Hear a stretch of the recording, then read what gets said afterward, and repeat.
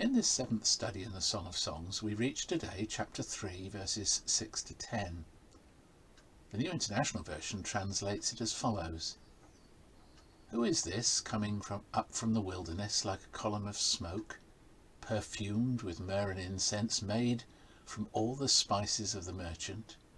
Look, it's Solomon's carriage, escorted by 60 warriors, the noblest of Israel, all of them wearing the sword, all experienced in battle, each with his sword at his side, prepared for the terrors of the night.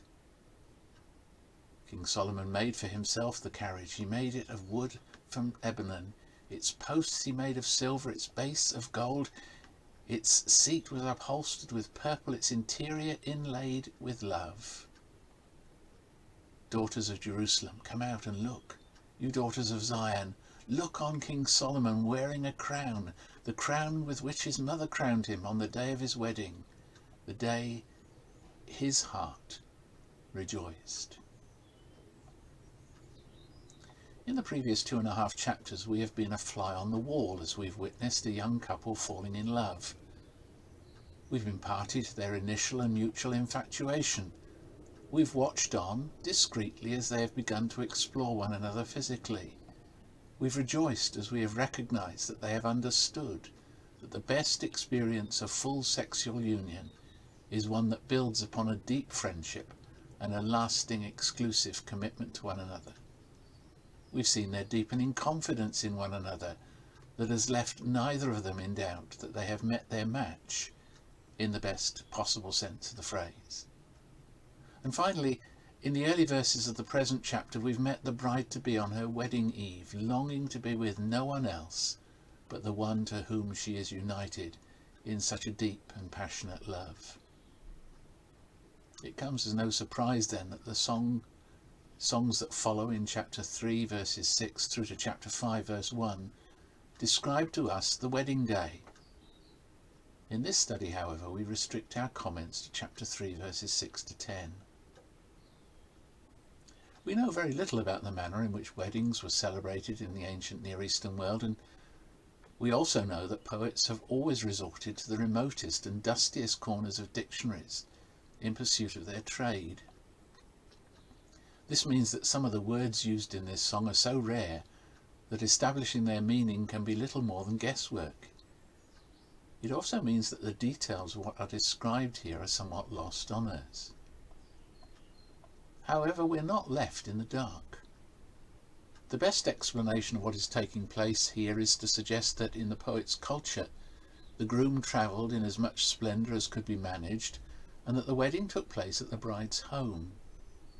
This seems to be implied here, and thus we are provided with the bride's description of her husband-to-be's arrival at their wedding. The bride has, of course, already described her fiancé as her king, because with him she feels as if she has herself gained royal status. And weddings today are often like royal occasions. The bride and groom may well be dressed with an opulence that they will probably never experience again.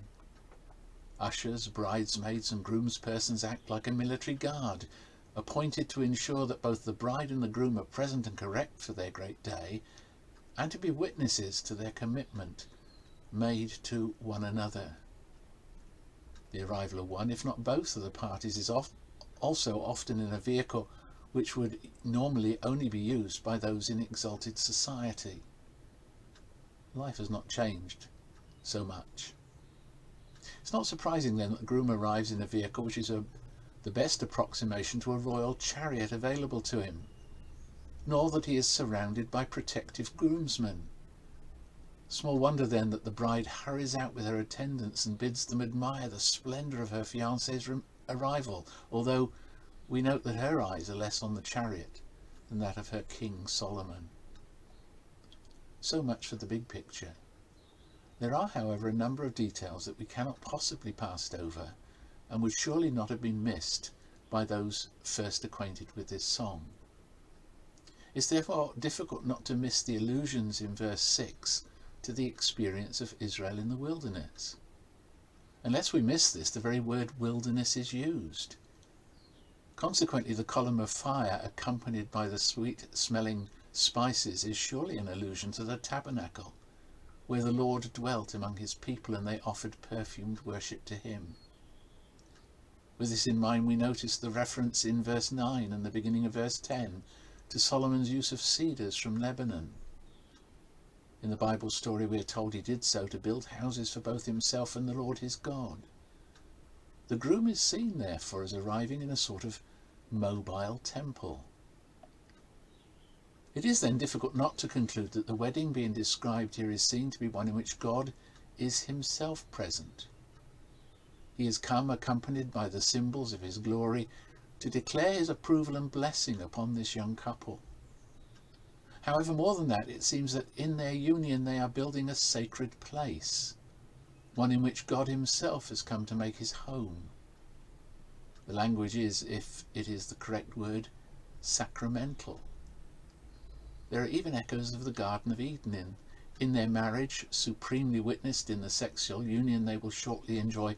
This young couple are to become one like the first couple, ready to experience together the headiest form of human relationship, and one that was and remains central to God's best plans for individuals, couples, and their world.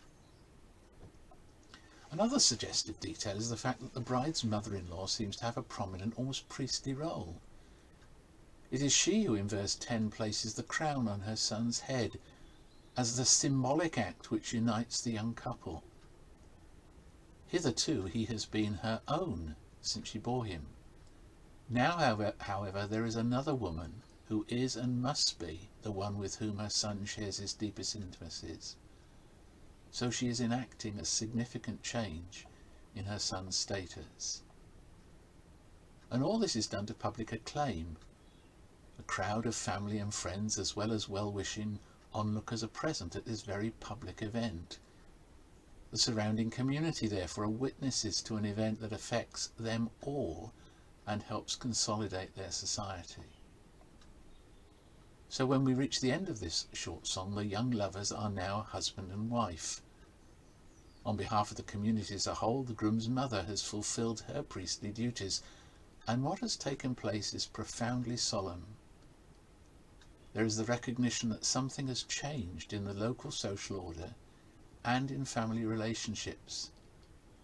And, so it is implied, the Lord himself has come to grace this royal occasion with his blessing and to grant his ongoing presence in the sacred space that this young couple are building together through their union.